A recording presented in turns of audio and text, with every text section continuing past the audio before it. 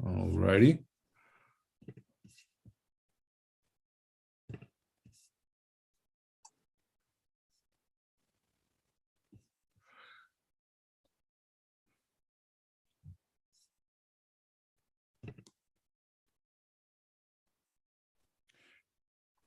Greetings, everyone, and we're glad to see you once again here at our third installment of the King and Fear virtual seminar series. We are again very grateful to be invited to present this series by the Tabernacle Community Development Corporation and their 28th Lenten Tabernacle series, or Lenten Tabernacle, here in the city and county of San Francisco. And so we're very happy to be a partner with them in this wonderful occasion here that happens every Lenten season. This week, we are covering the subject of King and Fear in the context of the church in Black Lives Matter times, the church in Black Lives Matter times. And our special guest is the author of the book, The Church in Black Lives Matter Times, Urgency for Action, the Reverend Dr. Valerie Miles Tribble. She is the professor of ministerial leadership and practical theology at the Berkeley School of Theology and the Graduate Theological Union in Berkeley, California. She's also a mentor to me. And she is also the senior minister at Faith Presbyterian Church, the interim senior minister at Faith Presbyterian Church in North Oakland. And so she has a lot on her plate. She is a member of the American Academy of Religion. She is a member, and now she is the new representative for the, I believe it's the Northern California area, for the American Academy of Religion Western Region. She also holds numerous posts and other activities, and she is in the public square as a premier voice in ministerial leadership, in social justice, and in the area of ethics. And so we are very honored to have her to deliver our third week in our King and Faith virtual seminar series. Again, the church in Black Lives Matter time. So just to give you a little housekeeping, how we are sort of proceeding during these virtual weeks is we introduce, as we've just done. Our feature speaker will then provide their remarks for 18 to 25 minutes. Then after that, we will enter into dialogue with our guest speaker, and then we will bring in our participants here on our Zoom link. For all of you who are not participating in our Zoom link and are on YouTube, you'll be able to watch all of this unfold, and we are very happy again to provide this series for you. So without further ado, I want to introduce to you all and present, or introduce to some, but present to all, our special guest for the evening, the Reverend Dr. Valerie Miles Tribble. Thank you. Thank you so much for that wonderful introduction, my brother. I appreciate it wholeheartedly. First, giving honor and glory to the triune God, the author and finisher of all creation and the ark of justice, in whom I believe through Jesus Christ, my Redeemer, and the Holy Spirit, perfecter of my faith. It is indeed an honor to be with you this evening. And while I have instructions that this forum is not a sermonic homily, I disclose that my ministry as a public theologian, as a practical theologian and also in theology, womanist theology and ethics, my ministry, as well as these remarks, are guided nevertheless by the prophetic tradition of speaking truth to power, as Jesus divinely inspired and directed. So I pray that you will allow me to stir up some good trouble with a nod towards the late Honorable Congressman John Lewis.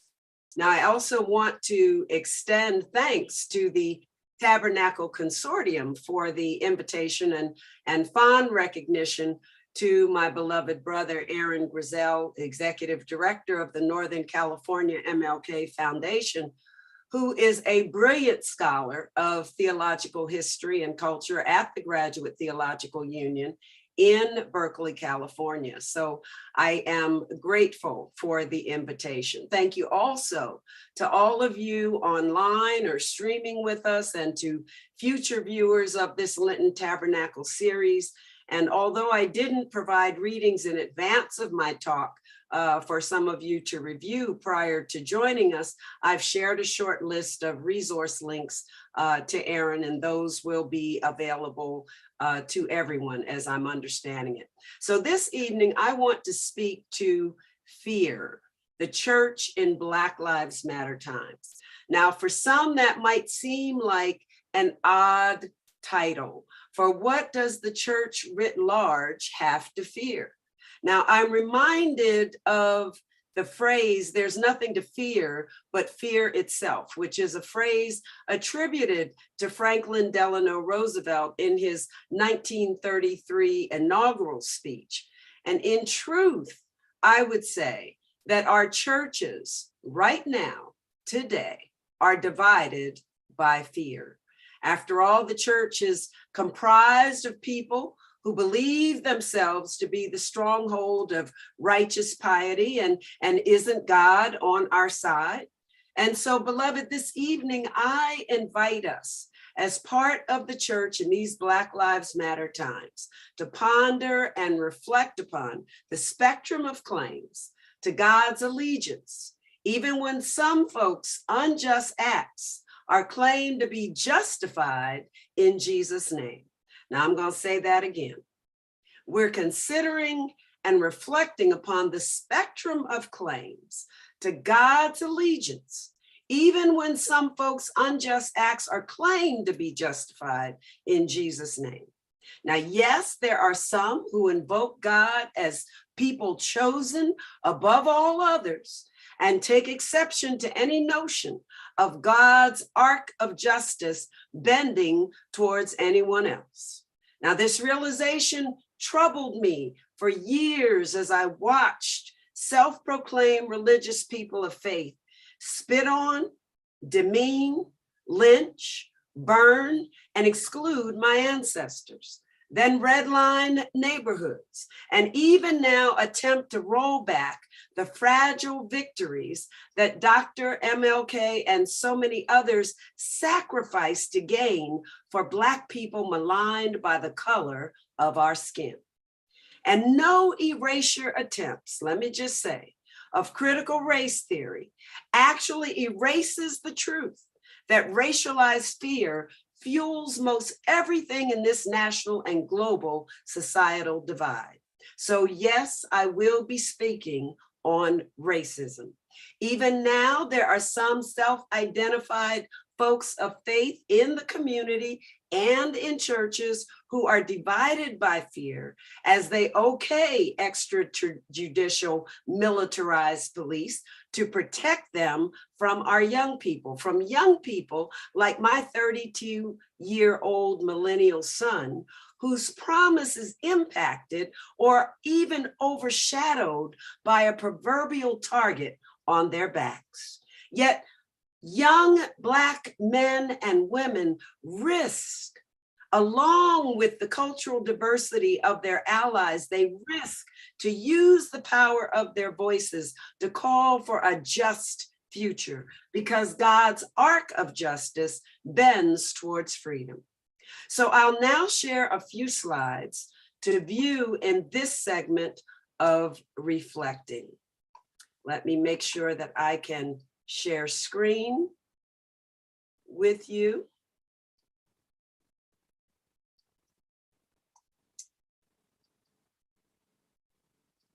And I hope that you all can see these slides. I was moved to write the book, Change Agent Church in Black Lives Matter Times, Urgency for Action, and prayerfully wrestled with the process of writing for 5 years, from 2014 with the death of Michael Brown to 2019, when I had to give up the manuscript to the publisher for release of the 2020 hardcover and the paperback in 2021. I wrestled in the prophetic tradition as I felt God's direction saying to write these words in many a sleepless night, while our nation wrenched day after day, bombarded with heartbreaking news of blatant disregard for the poor, outcast, whether citizens or immigrants. And there were many sleepless nights as young people on televised sound bites and in-person strategy sessions where I was present to hear them ask, "Where's the church?" So I wrote to encourage churches and interreligious collaborators to move from passive sidelines to embody courageous faith in action. Public witness is a process for church leaders, congregants, and community to deliberate on the issues that pose dilemmas and use our voices to raise the urgency for our action as change agents. Because the query, "Where's the church?" compels us to consider why the fear to work alongside our younger generations as public witnesses to help bend the arc toward freedom. Now, when we refer to Black Lives Matter times, I urge us to raise our awareness about the years of systemic efforts after the assassination of Dr. King to overturn the legal and judicial challenges to racism and restrictions to voters' rights. And even now in 2022, we are still struggling in this elongated era that I bookend since the Nixon presidency began the rollbacks, with subsequent administrations weakening the human rights of certain groups, with the 3 strikes laws, with the privatization of the prison system. All of those things were intentional in this era that we call Black Lives Matter times. Now, we are still struggling. We are still struggling, and thus we need to deliberate on the examples of our urgent societal crisis as a backdrop. I also offer a toolkit for social reform activism as a theological and ethical framework to propose public witness models that can be contextualized to any interreligious community. And I hope that the strategies in the chapters will help to raise theological and ethical issues for collective reflection with scriptural rationale to affirm our public justice witness as discipleship. Why? Because I kept getting the question from pastoral colleagues of what can we do as change agents for justice? So here are some things we can do. We can dialogue on tough issues, listen and share our narratives with one another, honor the lived experiences of one another as contextual realities. Don't say that one story couldn't have happened just because it hasn't happened to you. We find shared concerns so that we can assess the capacity that we have for approaching the things that need to be done. Smaller churches sometimes back out and say, well, we're too small. Larger churches say, well, we have too much on our plate. But when we join together, we can assess the capacity to make a difference collaboratively. We can strategize to prioritize action steps and make sure that we are inclusive in the voices and all their intersections of identity that come into play. We all repeat Black Lives Matter, Black Lives Matter, but it is important to understand that the creators of the Black Lives Matter mantra were three young women, three young non-binary women who oftentimes would not be allowed to speak in many of our churches, and yet they put their lives on the line to raise the issues of injustice that impact them and all of our communities. We can also do work collaboratively, be present and not judgmental. And finally, and it will be hard, we have to learn to not waste time. If there are those who are so bent on being hardcore and closed-minded, yes, we talk to them. Yes, we include them, but we also need to understand that evil blocks hardcore closed minds. So those are some of the things that we can do. And I'm going to stop share for a few moments as I continue talking about our charge. There are some things that we need to think about in terms of fear.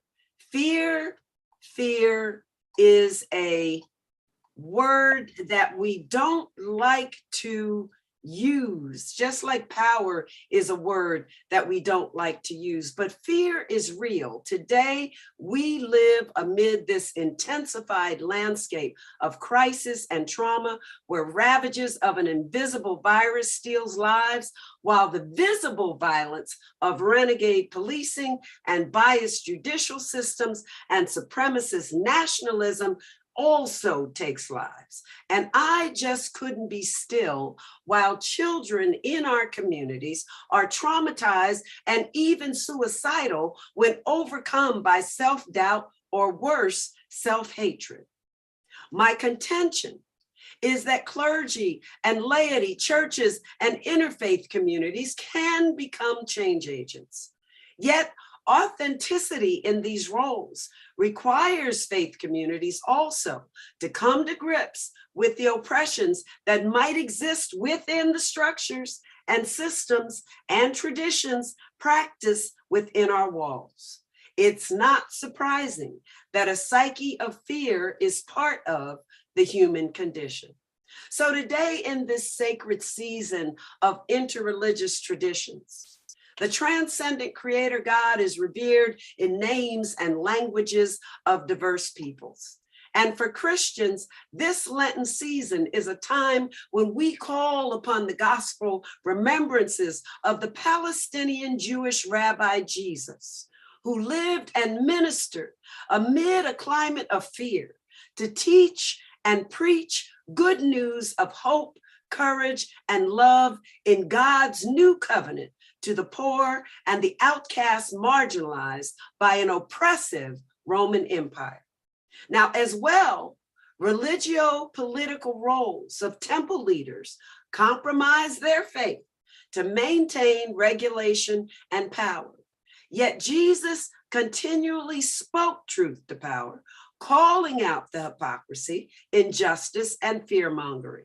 Jesus also called disciples into public witness to be change agents and usher in a new vision that included more than the elitist power structures. In other words, when we today study the gospel of Matthew, Mark, Luke, John, as well as Acts of the Apostles and the Pauline letters, the backdrop is not unlike the chaotic times in which we presently live.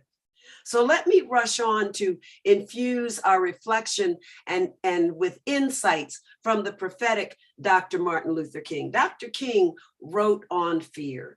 Fear is a shivering, trembling of the mind that can overtake the spirit and cause the insanity of the soul. Fear was the weapon of injustice in the ancient world of Jesus and in the lived experiences of Reverend Dr. Martin Luther King during the civil rights era.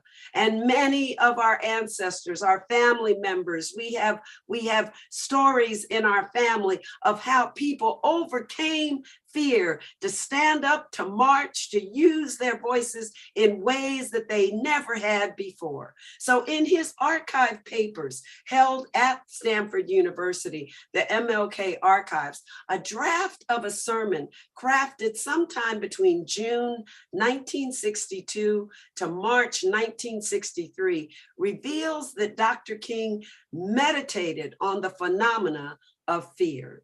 And so I'm going to share my screen again so that I stay on point to provide some thoughts about Dr. King's message. So Dr. King's words for Black Lives Matter times, one of the first things that he said is that people fail to get along because they fear each other. They fear each other because they don't know each other. They don't know each other because they have not communicated with each other. And so this is a very profound observation that we need to think about, because fear for King, the stereotyping, the exclusion, the othering blocks harmony and deprives the fully beloved community. And fear is at the bottom of the strongholds of evil, using fear to keep us separated. And from Dr. King's draft, The Mastery of Fear and Antidotes for Fear, he also observes that everywhere there are people depressed, bewildered, irritable, and nervous, all because of the monster of fear. Like a nagging hound of hell, fear follows our every footstep, leaving us tormented by day and tortured by night. Our fears assume many different disguises and dress themselves in strangely different robes. My friends, these pictures are not of the Jim Crow era and the Reconstruction era, when the KKK, as a Christian rooted organization, rode and burned crosses and burned churches. This picture, my friends, is from 2020 or 2021 in Charlottesville, Virginia. You can see that younger generations are being brought up still in the legacy of the KKK. We have marches that are authorized, legalized as freedom of voice, still happening in our country. There's a passage in 2 Timothy that says, "For God has not given us the spirit of fear, but of power and of love and of sound mind." And so Dr. King picks up on this in his words. He says our own problem of racial injustice must be resolved by this same formula. The whole system of racial segregation is buttressed by a series of irrational fears. Fear of losing a preferred economic position, fear of losing social status, fear of intermarriage, fear of adjusting to a new situation. Mind you, he's writing in 1962, but think about how true this still is in 2022. King goes on to say, nevertheless, white people spend sleepless nights and haggard days attempting to fight these corroding fears. They seek to cast out the fear by diverse methods. Some follow the path of escape. Some close their minds on this issue and allow nothing to go in and out. They seek to ignore the question of race relations altogether. Others seek to deal with fear by placing faith in legal maneuvers as interposition and nullification. There's another scripture in 1 John 4:18 that says, there is no fear in love, but perfect love casts out fear. For fear has to do with punishment, and he who fears is not perfected in love. Dr. Martin Luther King believed that love and faith were the pathways to overcome fear-filled hate. King wrote, hate and bitterness can never cure the disease of fear. Only love can do that. Hatred paralyzes life. Love releases it. Hatred confuses life. Love harmonizes it. Hatred darkens life. Love lights it. Hatred has chronic eye trouble. It cannot see very far. Love has sound eyes. It can see beneath the surface and beyond the outer mask that we wear. A final way to master fear, says Dr. King, is through faith. Then there's King's analysis. When he looked at the times in which he lived and ministered and protested and marched and spoke out, he said these barbaric acts arose their sense of guilt, and they end up trying to drown the guilt feeling by engaging even more in the guilt-evoking act. But how futile are these remedies? Instead of reducing fear, they bring deeper and more pathological fears, fears that leave the victims inflicted with strange psychoses and particular cases of paranoia. Now, while one could say fear is a natural human instinct, my friends, let me just say that when fear is used as an excuse for violence, as we witnessed in the January 6th insurrection on our Capitol, terrorism by those who claim to be nationalists and those who claim to be supremacists. When fear is used and invoked in violence by our police system, licensed to protect us, but instead beat and kill us. When fear is used in the name of faith by a church to worship guns in a worship service, to bring them in and wear crowns as being daughters and sons of Jesus with the right to carry arms, then there's something very, very wrong with how we understand God's arc of justice bending towards freedom.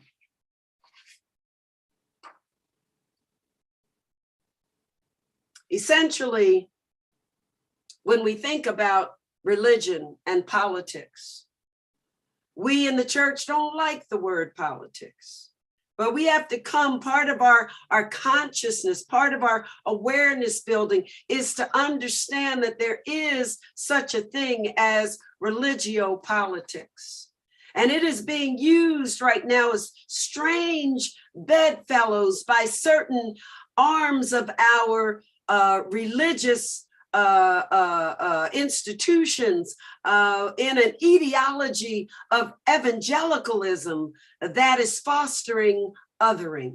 Now, mind you, I am not against our sharing the evangel, the good news of the gospel. I am not against those who self-identify as evangelicals. But when evangelicalism, the ideology of a religiopolitic that fosters separation and othering, then, beloved, we must sit up and really consider whether this is the gospel that we believe in, whether this is the gospel and the God that we follow, or is this some other use and co-optation of what we understand to be a God of justice who created us all as one family of God.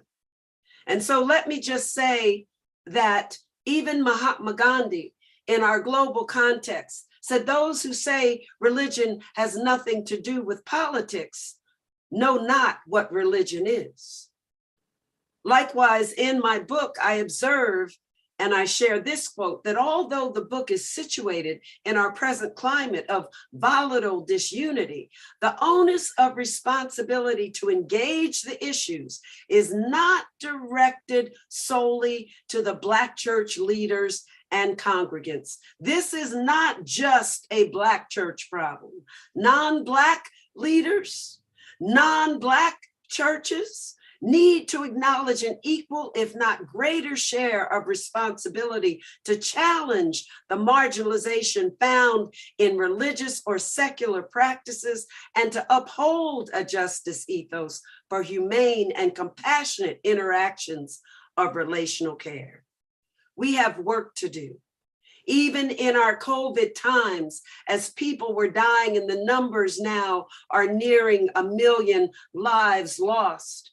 This cartoon depicts what science says: wear a mask and you'll have a very good chance of saving humankind. But politics says we have the right to get sick and die. And then certain factions of religion says, and when you die, you'll go to heaven, as if it's all right to not follow what science is saying, to use our faith as a mask to the realities of what's happening. There's much, beloved, for us to dialogue on.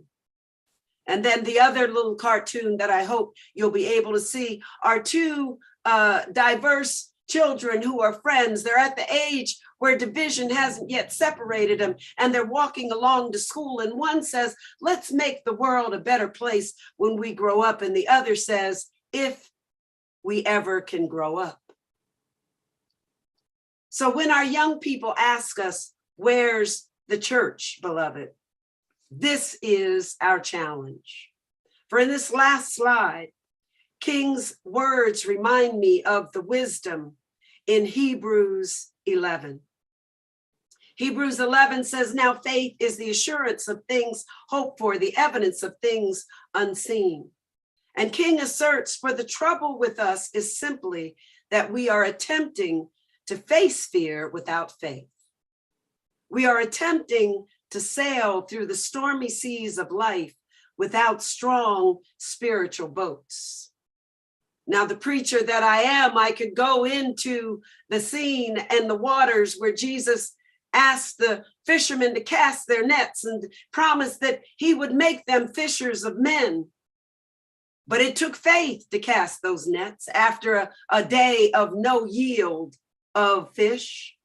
And yet, because of their faith, they obeyed and did what Jesus said. So King notes that a positive religious faith does not leave us with the illusion that we will be exempted from pain and suffering, nor does it imbue us with the idea that life is a drama of unalloyed comfort and untroubled ease. Rather, it instills us with the inner equilibrium to face the strains, the burdens, and the fears that will inevitably come. Ashe, ashe. For what we are saying, beloved, is that we must build dikes of courage to hold back the flood of fear. And as I end the slide, I will say that we also must realize that fear in some ways is a normal human response. Fear is something that we work constantly to overcome with our faith. And King believed and urged us to tackle this through understanding that the God we serve is a God of justice, not a God of elitism, not a God of division, not a God of racialized preference, but a God who accepts us all. So my friends, I will close these thoughts about the urgency for this present era of Black Lives Matter times with the scriptural guideposts that I discuss further in my book. And it comes from Jeremiah 29:7. But seek the welfare of the city where I have sent you into exile, and pray to the Lord on its behalf, for in its welfare, you will find your welfare. My friends, that's our prophetic charge as change agent peoples of faith.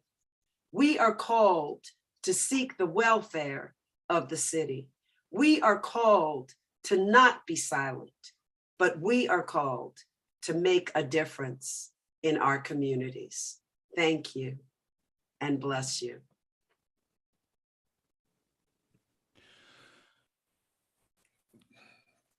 Thank you, Dr. Miles Tribble, for that incredibly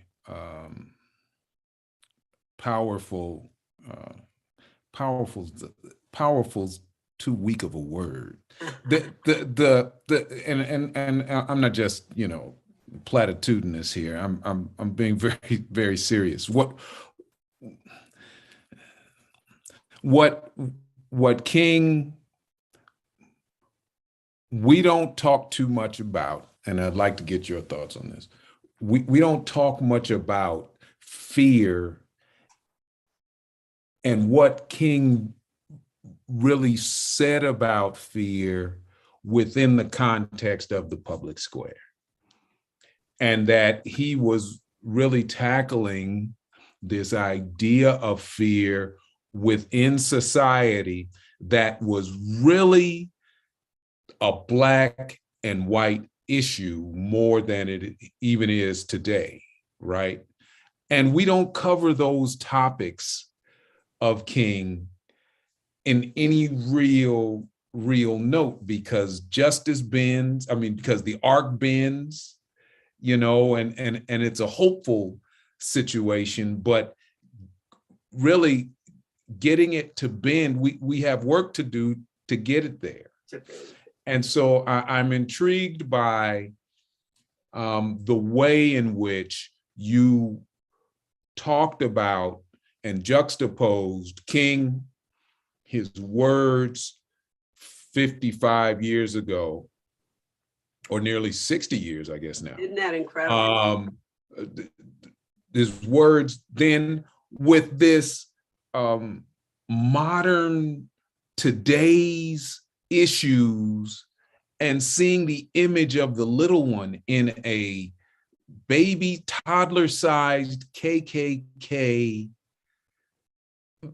sort of this outfit, approaching law enforcement with a child's eyes. And it's interesting to me how you juxtapose those together. So what I want to ask you about is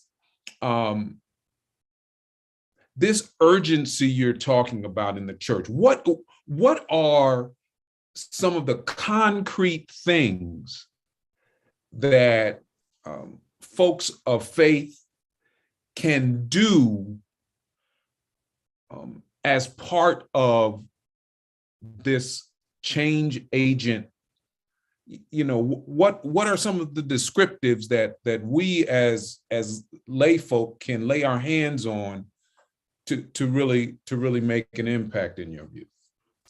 I think, first of all, more than likely, many pastors, clergy leaders, lay leaders are feeling, because they have people in their families that have been touched in some kind of way by the injustices in this community. So they are already feeling this sense of awareness or urgency, probably preaching about it from the pulpit. But there's a step beyond the preaching about it from the pulpit that moves people into action. Okay, because our congregants have a lot of things on their plate. They're trying to survive, they're trying to work and everything. And so Sunday, coming to church has always been a respite, a source of succor, a source of affirmation for us to kind of exhale and to let down. But then to tell me now, as Jesus says, but to follow me, you got to pick up your cross and walk. That means that there's still some work that we got to do. It's not all on the pastor. It's not all on the deacons. It's on all of us to do something. So that's the first thing. And then I want to challenge my beloved brothers and sisters is that then we got to let go. We got to prepare the congregants, but then we got to let go and let them do some things. Okay, because this issue of justice, public injustice, and the need for public witness in our communities is larger than any one of us. And unless we strategically come together and collaborate, we won't be able to be effective. And so some of the things that we can do, first of all, I am not calling, when I say public witness, I'm not calling for everybody to run out and start blocking freeways and protesting and all of that sort of thing, you know, because some of our elders in age might say, well, you know, I'm not going out there and risking my life and doing all this thing. And so that is your choice. If that is one of the methods in being with, in joining, and being in solidarity with the young people that you want to do. I have gone out in the community and marched. I have gone to strategy sessions with some of our young community organizers because I wanted to hear what they were saying, okay? But there are other ways that we can do it. We can write our congressmen and senators, even today, as we are witnessing this raking across the coals of a brilliant, brilliant Black woman, judge, with all the credentials, more than some of the credentials in the Supreme Court, Judge Ketanji Brown Jackson. We are watching her being raked across the coals, and this is just the hearing. She still has to go for Senate approval, the majority of which is a very ultra-conservative arm of the GOP, some of which have been insulting her all week. So one of the things we can do is to write and call and make sure that our representatives know we expect her ratification. So writing, calling, supporting, being available to listen to young people. If you have a young person in your household that's angry or sullen or not talking, if you notice youngsters' grades going down, something may be happening in that school. Something may be happening on those streets. Talk to them. And yeah, we want them to look a certain way and act a certain way, but I'm not worried about whether their pants are hanging down. I'm not worried whether they got dreads or hair going all which one. I want to know what's in here, baby, what's happening. So we got to put ourselves in a position to listen. And then we have to be willing to hear some of that anger and not judge. If a flavorful word comes out, or if tears come out, but to listen. I sat with very angry young people. We marched with very angry young people. And sometimes, just like those TV shows that you watch that come up with a colorful word, you got to understand this is part of the frustration of our young people living with a target on their back. Listen, though, through that to what they are saying. Because the bottom line is they want to live. They want someone to affirm them, want someone to love them. And then we got to talk to each other. So that if you hear someone coming out of pocket saying something with bias or injustice, we got to check them.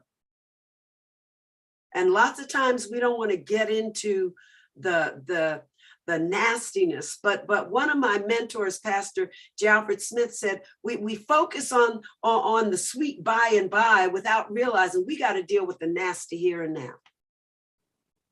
And so those are some of the things that we can do. We can organize ourselves about what kinds of things can we as a small church, mid-sized church, large church do to make a difference. Where are there faith-based community organizing efforts going on in our communities? How can we join in so that 1 or 2 voices become 10 voices, become 100 voices, become 1,000 voices? Where can we show up? At City Hall or at our state offices. A lot of those organizing groups take busloads so that you can listen in and go to hearings. How can we coalesce our neighborhood and work with families to make sure we get that stoplight, street light, trash off our streets? Whatever it is that is touching your heart to make a difference, we have a way and we can be empowered to do it. Because we are told and urged that we must not have a spirit of fear. And we have Jesus as an example. you know, uh, Martin Luther King talked about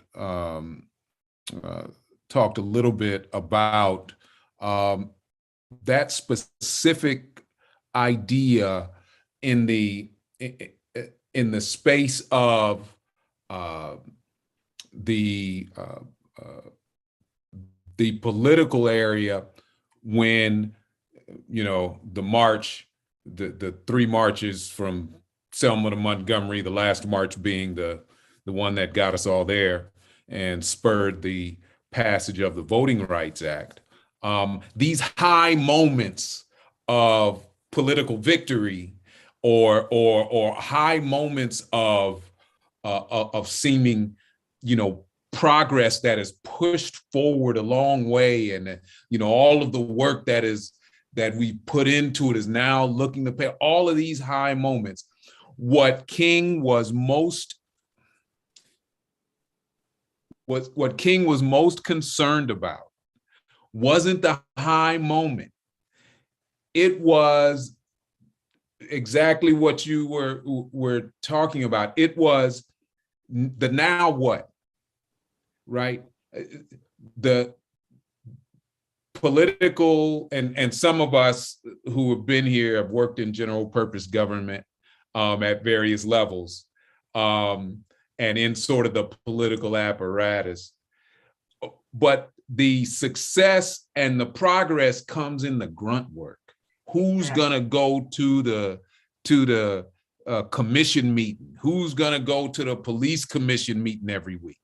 Who's going to go to the school board meeting every week? Who's going to run for the school board? Who's going to decide to serve as a commissioner on a commission? Who's going to do those types of things to make the change that we want to see and that we're so that we've been pining for? Right. And those areas are areas that are the spaces in which the progress in the system of government that this country has decided to move on. It's the grunt work. It's the stuff that we don't see every week, where projects are being approved, where money is being let. That money is being let because the folk who are in the room are the ones that the decision makers see. Right. And if they don't see us, then that then tends to move out of sight, out of mind, right, kind of thing. And so I find it interesting that along with who led the civil rights movement. Well, it wasn't King. It was those 14-year-old kids in Birmingham, Alabama, taking the hoses. Right. It was the bus. It was the Freedom Riders. It was SNCC. It was the college students. It was the ladies organizing. It was the ladies organizing. Yeah. It was so much the grassroots, and that's what we forget. The leaders, the spokesperson, the figureheads, and like you said, the changes that might get enacted took a lot of behind the scenes negotiating, talking, urging neighbors and community people to get involved. A lot of shoe leather worn out to walk rather than ride the buses, all of those kinds of things. And so there's a tendency to romanticize that, to romanticize the civil rights movement as though, this happened overnight. But there were people working on that stuff in the 1950s when young King was just getting to the city. It had been years of efforts, and King was sort of pushed into the forefront of this. But the whole important thing for us to understand is that this is a long-term process. Bending this arc is a long-term process. And so I understand why King said, I may not get there with you. We may not see the end results of the efforts we're trying to do now, that we must do now, in order to hope that our grandkids, if not our children, get to see some of this evil dissolve, to overcome the chance. And we really do have a chance of becoming a fascist government. We need to understand that's a reality. It's just one election away. There are those who hope that they can control and abolish all these laws. And so each step that we work requires us to understand that we are in this for a long haul. That is why I call public witness and this model of social reform, I call it discipleship. It becomes part and parcel with our ministry, with our faith, with our understanding that we are doing, when the mode of the gospel is what Jesus called us to do, to pick up that cross. We are doing what God in the prophetic tradition called the prophets to do. The prophets weren't popular people that earned a lot of money and everybody liked them. They threw fruit at them. They threatened their lives.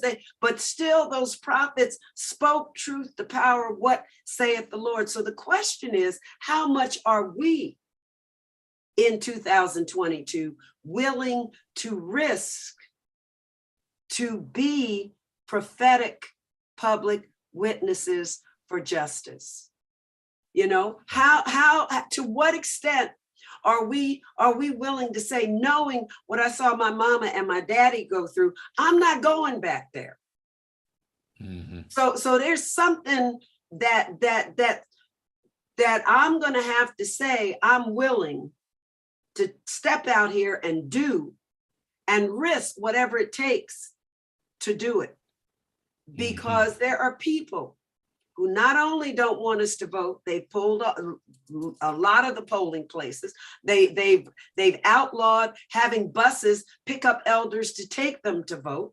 They've outlawed being able for women to have a right over their bodies. They've outlawed so many things. These are legal efforts to disintegrate our rights, if not our humanity. So the long haul, yeah. And I let my son and young children know every day that we are with you. You are not alone. And the fact that we have gone through some parts of it and experienced some parts of it and holding a hand up to God, still sane and still here, means that you can too. That's the most important thing for us to do, is to continue encouraging the younger generations, because we forget they haven't seen this madness before. This whole thing that's happening now is totally insane to them. I've at least been through, I came of age in the civil rights movement or after Dr. King was assassinated. So I have some perspective of hearing and seeing my parents, but our young people, 30-somethings, 20-somethings, 15, they ain't been through this before. And they're wondering if this world has gone absolutely crazy. And I don't want to see any more children feeling that suicide is the only option because of their identity, because they don't feel like they can turn to their church, because they haven't gotten support from their family. Come on.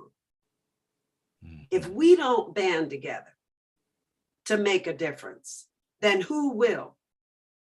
Because we are already seeing that others are not going to for us. Now, let me put a full-on disclaimer here, because I don't want anybody leaving here saying that Dr. Valor is against all white people. I am not against all white people. I am against the evil people, white, black, purple, green, or whatever, who do not feel like we are human beings and part of one family of God. And when I say one family of God, doesn't mean that you putting me below the stairs while you stay above the stairs.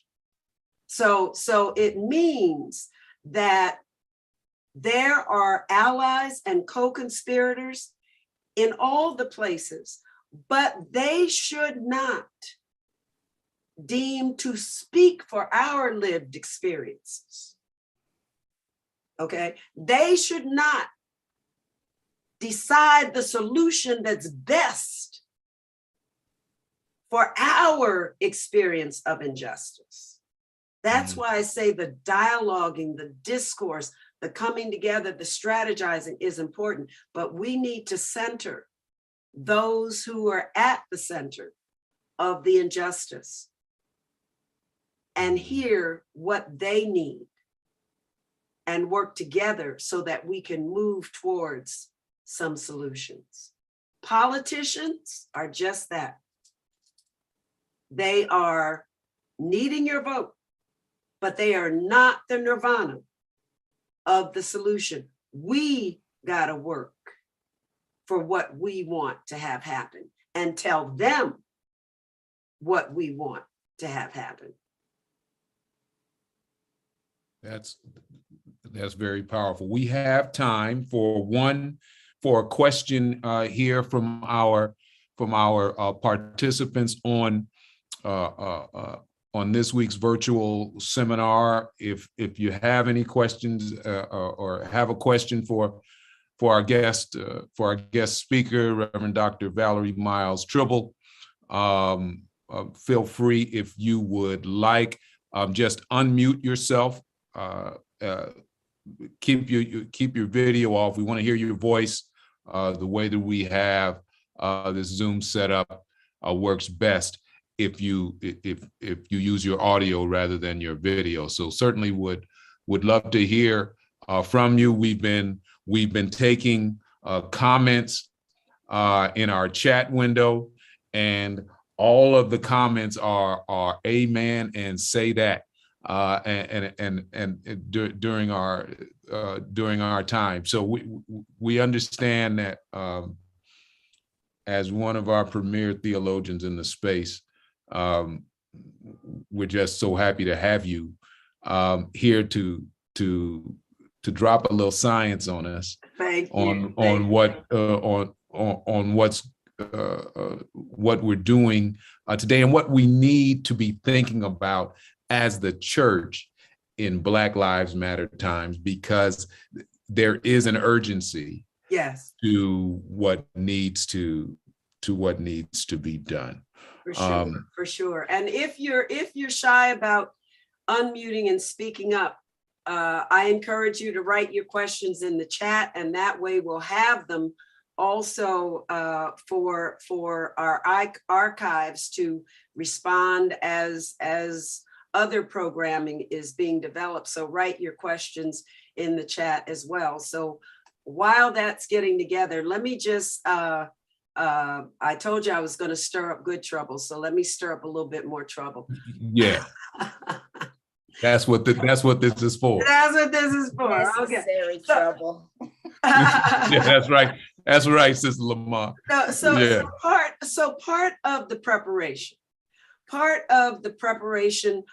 within our churches, within our faith institutions, is to be ready. If you're going to encourage people to speak up, okay, if you're going to empower people to share their stories, then we got to be ready for the critique, because there's going to be some critique about how things are or are not being run in our churches. So if we are leaders who are thin-skinned or micromanaging or afraid of questions or being pushed, then this preparation to be change agents is going to be a tough road, okay? Because people see, and this is what our young people say, they see the do what I say and not what I do kind of dichotomy in our faith institutions. And some of them are saying, well, you know, I try to come to church and people are more worried about how I'm dressed or whether I'm gay or straight, or I come with a little daughter and they're looking at me over their glasses as to whether I'm married, instead of that I'm coming to try and figure out how to come to Jesus openly in a way that Jesus says, I will accept all of you, but the churches are still closing the doors. So we got to look hard inside our churches at misogyny, at patriarchy, at cliques, at the different things, whatever is going on there. Be prepared to at least have that, what I call identity assessment of the congregation, so that they can begin to understand themselves. Are we a church who holds justice as important? Are we a church who emphasizes piety and sanctification? And how do we use that in a way in the public square that we are still showing that we are people of faith? Allow those, who are we? Who are we called to be? What are we doing? What are we not doing? Allow those tough questions to come up. Because there are churches who love the music and the organist and the musician, as long as that person don't say they gay. That's right. There are churches who know there's mess going on. Okay, but they will throw out a person for coming out as gay, but there's all kinds of adultery, there's all kinds of pilfering, there's all kinds. So we gotta come real, y'all, with ourselves, because let me tell you, we raise some young people to not be, when we keep saying find our voice, we raise some young people that's not afraid to use their voice, and they're gonna be asking those questions. That's right. That's right. Dr. Marshall, Dr. Virginia Marshall, your hand has been raised. Thank you, Reverend Griselle. Another powerful session tonight. Thank you, Reverend Dr. Jeffrey Smith. Allen Tilford Baptist Church is very near and dear to me. I've mentioned many events there with the original senior and junior, and haven't had the chance to be there so much during COVID. I guess you're reading my mind, because my questions in line with what you're talking about. I don't know about Oakland, well, some I do, but I know about San Francisco a lot, and that many of our traditional churches, including my church, Missionary Temple CME, our enrollment is so small now because young people cannot afford to live in the city. And so, plus they prefer non-denominational churches where they can go, dress as they are and all that. I've been to some of those in the East Bay, and they were packed and they're large. They're in warehouses. So what do you suggest that the traditional Black church do, AME, CME, Baptist culture, to bring back the young people? Very good question. And in my book, I have a quote from a few young people who say, stop worrying about what bells and whistles you can add to, quote unquote, bring us back, only to be confronted by the same barriers we wanted to get away from. Be a church who exemplifies the openness, the transparency, the willing to say, like Jesus realized when he spoke offhandedly to the Syrophoenician woman and called her a dog, but then stepped back and said, woman, your faith has made you whole. Be willing to acknowledge mistakes or biases that might be, and in a spirit of love, open ourselves up to be that place where people can come as they are. And believe me, the word will get around that you are authentically trying to be as you are and trying to reach out, open the church doors to be a place where the neighborhood watch team or the community policing, or even some of the activists can come. In Ferguson, Reverend Tracy Blackman, Reverend Starsky Wilson, and others, they first stepped out there with the young people and opened their doors so they had a place to sleep, so they could get something to eat, so that they could wash their face and wash their hands while they were out there protesting on this vigil about what was going to happen to Michael Brown. They were loved on, they were listened to, they were marched with. And then and only then, the young people started coming back to those churches, started calling upon those leaders for advice, because they said they were the real. They were the ones who shared from the gospel, who sang from the gospel. You know, sometimes the young people are so angry, they say, we don't want to hear all that singing, but you know what? When you keep humming that tune or singing that tune, some of them will come over near you and say, you know what, Rev, my grandma used to sing that song. The 23rd Psalm, she taught me that. Can you say it with me? See, That's right. miracles happen when we put ourselves in the way for God to use us. So I'm not worried about what drums you have or what fancy things, but know also that this generation, they were born into technology. They are very tech savvy. The whole Black Lives Matter network is a multi-noded organization where there are no identifiable figureheads or leaders like Dr. King. And Aaron, as you know, we've analyzed. That's why Dr. King became such an easy target, because there was sort of this one figurehead leader. Our young people are multi-noded in all the communities and the states with different chapters, different groups, contextualizing their attention to their communities and then reporting in with each other. And so it is important. The data they've collected is phenomenal. The justice papers they've written and have on their websites are incredible. And yet we don't give them the credit for having the ability to lead. All justice movements, even the civil rights movement, were led by young people. So we old heads, me as an OG, I gotta step back and learn from some of our younger generations, and hopefully intergenerationally, we can learn from each other.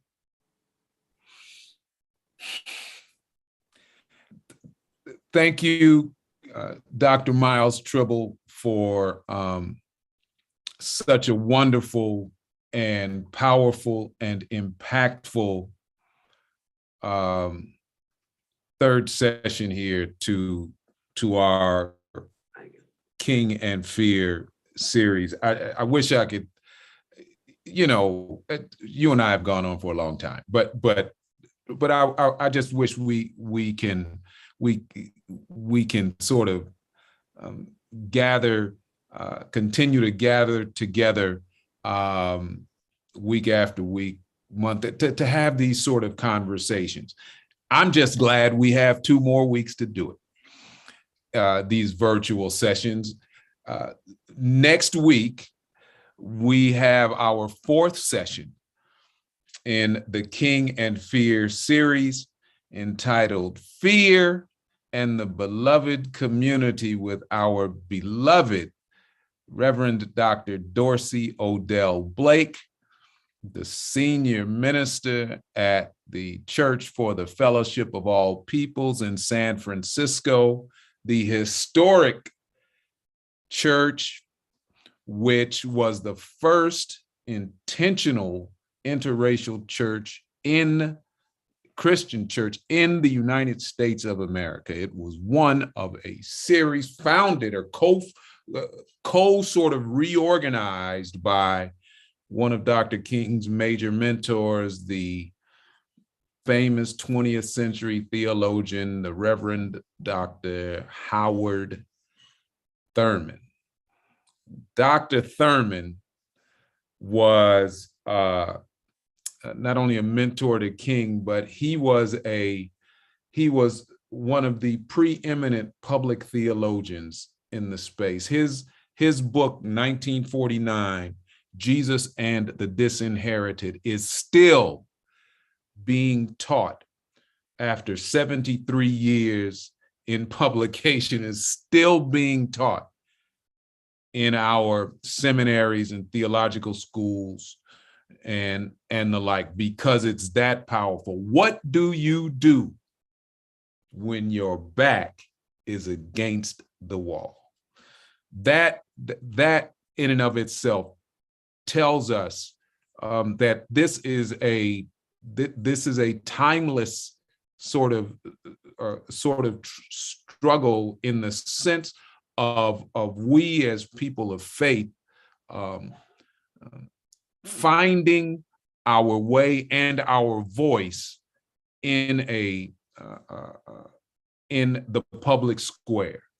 And so Dr. Blake, as the minister who was given that pulpit and in that church, and pretty much commissioned by Dr. Thurman's wife, Sue Bailey Thurman. She gave him his preaching robe, which he subsequently donated to the Smithsonian's National Museum of African American History and Culture.